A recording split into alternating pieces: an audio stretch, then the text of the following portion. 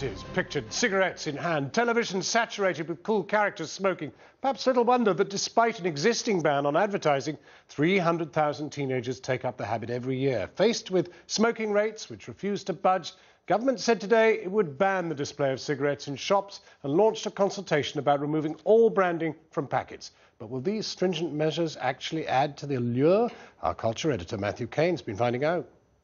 If you could choose a cigarette that suited you, Number 43. at a price that suited you, the chances are you'd end up smoking Senior Service Extra. Advertisements for cigarette brands used to be commonplace on British TV. Right, yes, I like it. But now the cigarette packets themselves are the last bastion of branding for tobacco companies. And as of today, even that is under threat. Ministers have announced that tobacco displays in shops in England will be phased out from 2012.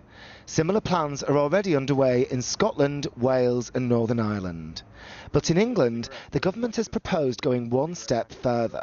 It has launched a consultation to explore the introduction of plain packaging for all tobacco. There is no evidence that introducing a display ban or plain packaging will actually reduce smoking rates, especially amongst young people. Young people don't go into a shop and impulse buy tobacco. All the evidence shows that young people take up smoking because of peer pressure or because a member of their family smokes.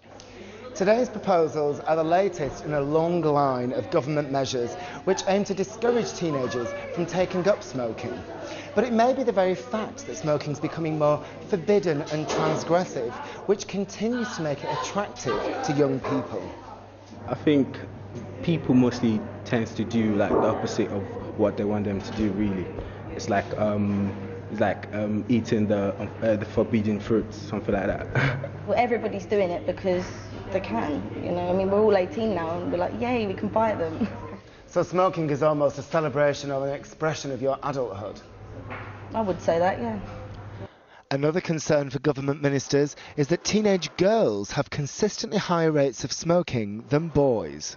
Why do you think that there's more girls in particular smoking? It can look quite sexy on like certain girls and stuff. Like something rebellious to do in a way, and it shows you've got your own mind that you're doing this because you want to do it. Some women might do it just to be like, oh yeah, I can do it, so I'm independent, I can go and do this, I can do that without a man telling me what I can and can't do. The association between smoking and female empowerment is a long-standing one. It goes right back to the 1920s when tobacco barons organised photos of suffragettes smoking what they branded torches of freedom.